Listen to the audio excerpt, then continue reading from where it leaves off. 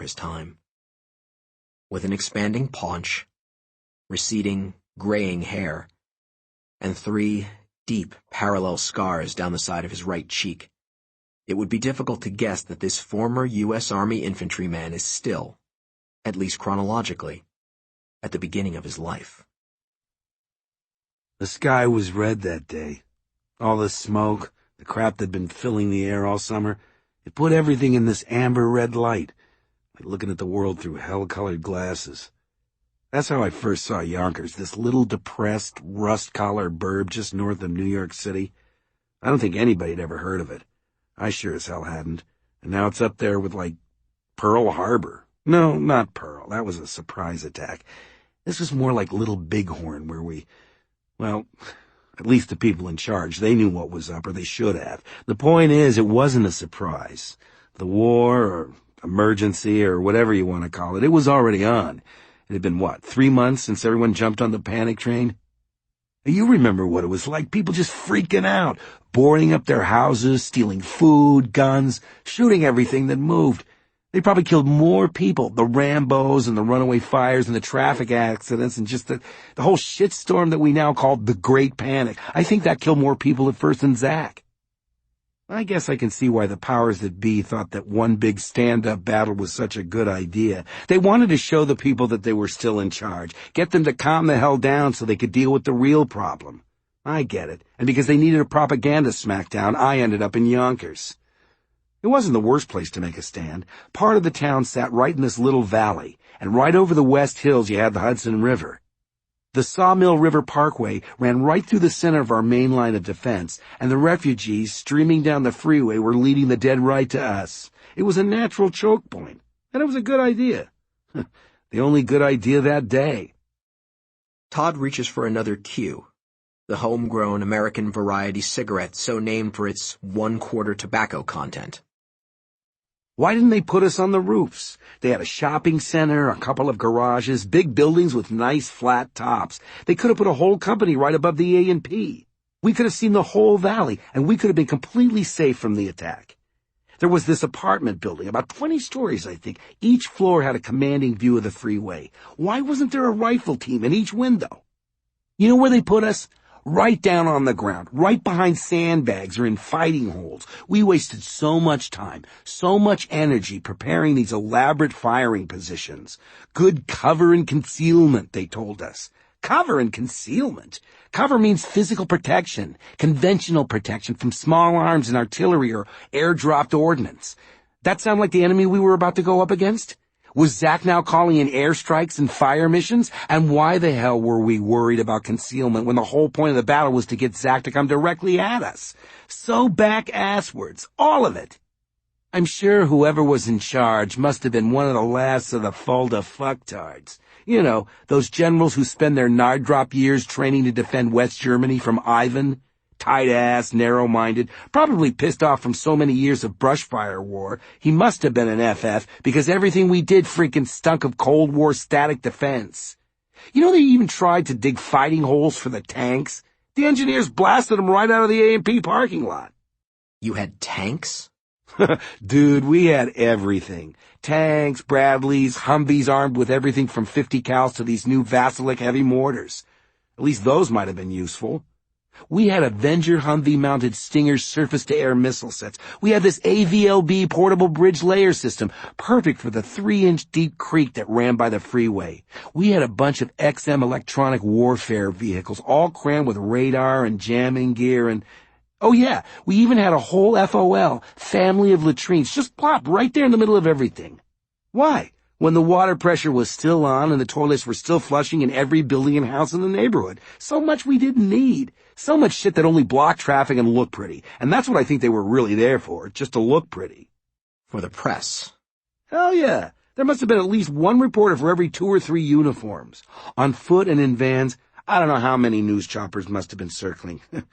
You'd think with so many, they'd spare a few to try and rescue people from Manhattan. Hell yeah, I think it was all for the press. Show them our big green kill power. Or tan. Some were just back from the desert. They hadn't even been repainted yet. So much of it was for show. Not just the vehicles, but us as well. They had us in MOPP, dude. Mission-Oriented Protective Posture. Big, bulky suits and masks that are supposed to protect you from a radioactive or biochem environment. Could your superiors have believed the undead virus was airborne? If that's true, why didn't they protect the reporters? Why didn't our superiors wear them, or anyone else immediately behind the line? They were cool and comfortable in their BDUs while we sweated under layers of rubber, charcoal, and thick, heavy body armor. And what genius thought to put us in body armor anyway? Because the press reamed them for not having enough in the last war? Why the hell do you need a helmet when you're fighting a living corpse? Shit, they're the ones that need helmets, not us. And then you got the net rigs, the Land Warrior Combat Integration System. It was this whole personal electronics suite that allowed each one of us to link up with each other and the higher-ups to link up with us. Through your eyepiece, you could download maps, GPS data, real-time satellite recon. You could find your exact position on a battlefield, your buddies' positions, the bad guys. You could actually look through the video camera on your weapon or anyone else's to see what's over a hedge or around a corner. Land Warrior allowed every soldier to have the information of an entire command post, and let the command post control those soldiers as a single unit. Netrocentric. That's what I kept hearing from the officers in front of the cameras. Netrocentric and hyperwar. Cool terms, but they didn't mean shit when you're trying to dig a fighting hole with MOPP gear and body armor, and Land Warrior and standard combat load, and all of it on the hottest day in what was one of the hottest summers on record. I can't believe I was still standing when Zach began to show up. It was just a trickle at first.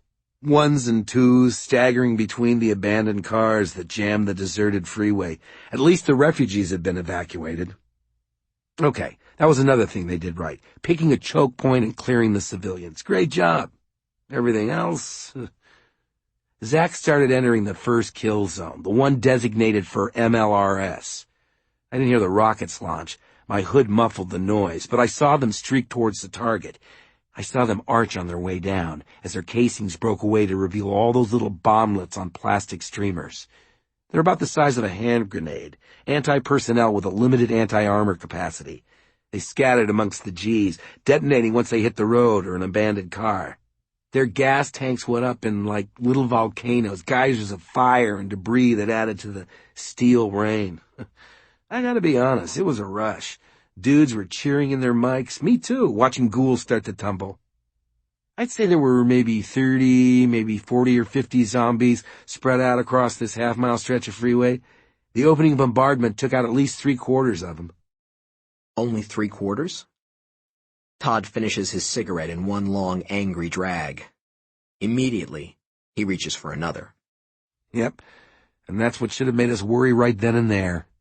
Steel rain hit each and every single one of them, shredded their insides. Organs and flesh were scattered all over the damn place, dropping from their bodies as they came toward us. But headshots, you're trying to destroy the brain, not the body. And as long as they got a working thinker and some mobility, some were still walking, others too thrashed to stand were crawling. Yeah, we should have worried, but there wasn't time. The trickle was now turning into a stream. More G's, dozens now, thick among the burning cars. Funny thing about Zach, you always think he's going to be dressed in his Sunday best. That's how the media portrayed them, right? Especially in the beginning. G's in business suits and dresses, like a cross-section of everyday America, only dead. That's not what they look like at all. Most infected, the early infected, the ones who went in that first wave, they either died under treatment or at home in their own beds. Most were either in hospital gowns or pajamas and nightshirts. Some were in sweats or their undies or just naked, a lot of them completely buck bare. You could see their wounds, the dried marks on their body, the gouges that made you shiver even inside that sweltering gear. The second steel rain didn't have half the impact of the first. No more gas tanks to catch, and now the more tightly packed G's just happened to be shielding each other from a possible head wound. I wasn't scared, not yet. Maybe my wood was gone, but I was pretty sure it'd be back when Zach entered the Artie's kill zone. Again, I couldn't hear the paladins too far back up the hill, but I sure heard and saw their shells land. These were standard HE-155s, a high-explosive core with a fragmentation case. They did even less damage than the MLRs. Why is that? No balloon effect for one. When a bomb goes off close to you, it causes the liquid in your body to burst.